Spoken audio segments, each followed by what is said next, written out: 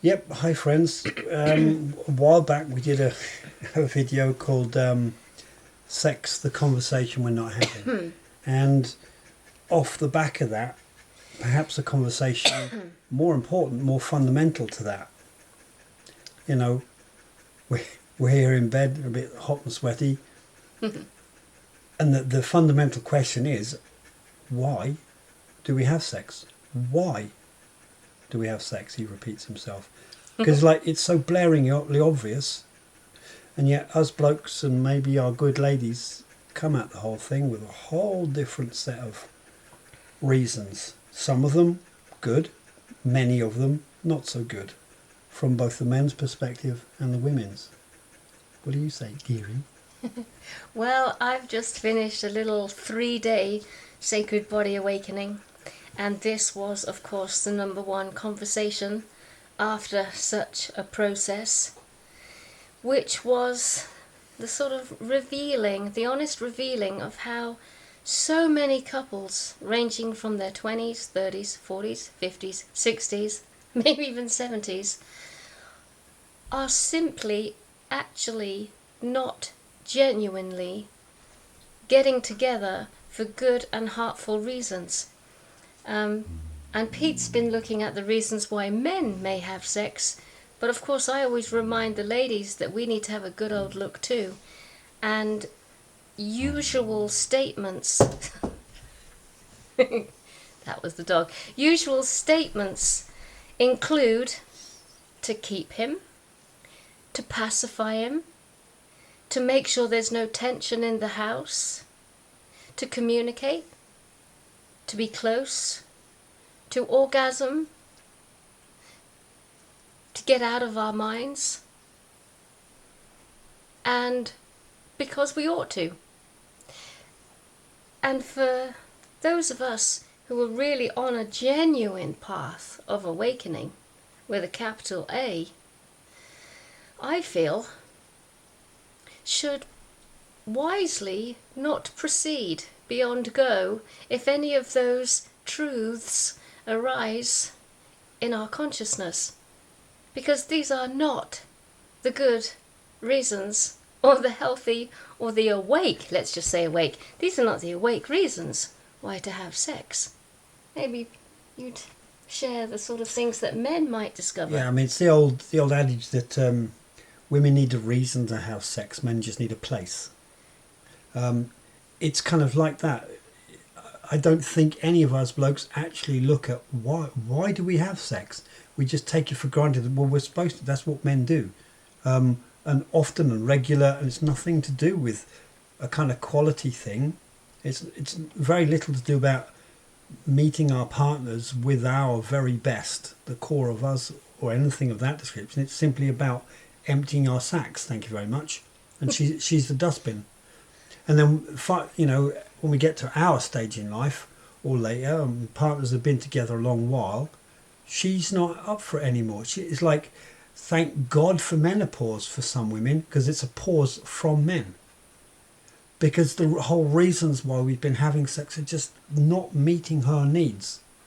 What are those needs? What's that all about? And is it possible for us guys to kind of meet them in that from a genuine place, rather than, oh well, she said I need to touch her there and it'd be good if I did that, rather than a to-do list kind of thing? Can we genuinely find some place in us that also is coming from a similar kind of place? I don't know, what do you reckon?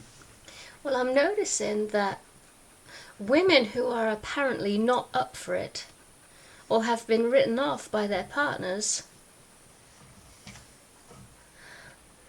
are being confronted when they do this intimate body work that they are indeed fully awake, fully able, fully available, and fully willing to absolutely explore some new radical form of intimacy and connection.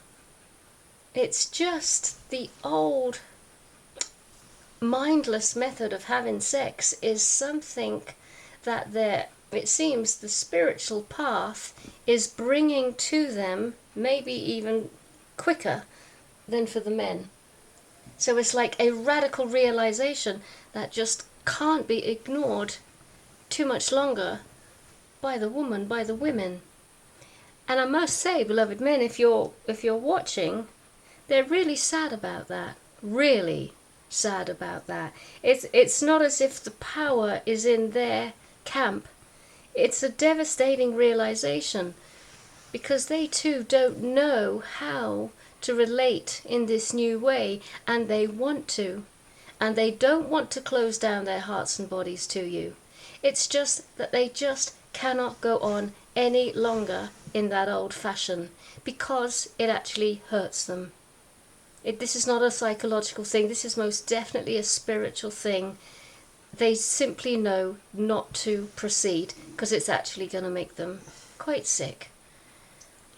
And that's a frightening thing to realize, let alone share with your partner. And because we work in this field, the good news is that it's worldwide. It's branching into every age group, every culture, every tradition. So I'm assuming this is part of the feminine arising within us both and calling for change. And if she is at the helm, then there's a fair good chance that hope is around the corner, that something will absolutely change and be available to us all in our lifetimes. And blokes, that's not an excuse to go looking for some other bird called hope. And on that, it's no longer okay for us when the sex isn't working to say, well, my gear's working okay, it must be something wrong with her. Mm-hmm. And you insist then, she goes off to, be looked at by a gynecologist or some other kind of expert in the medical field, so find out what's wrong with her, because it must be her, because you're up for it. Well, this is where it gets a bit serious. If you're not interested to go further than that, if you're not willing to at least examine that there's something that you're doing that could be adjusted, maybe to meet her, and who knows what you would get as a payoff, if you're not willing to go along those lines, she should ditch you because you're not willing to grow with her or, attempt to meet her needs. Stop projecting on the ladies and let's, guys, show up for the discussion. We partners need to have this discussion before our wonderful relationships or long-term relationships dissolve into nothingness of bitterness and hatred and blame counter blame. So let's show up for the conversation. We're thinking we're going to do tomorrow night. One of us is going to do from the male or female perspective, and the following night vice versa. So get thinking, let's get some good feedback, let's see what we can come up with. Why are you having sex? And just to put the record straight, it's not we know better, we're in the same conversation too. We're constantly looking at,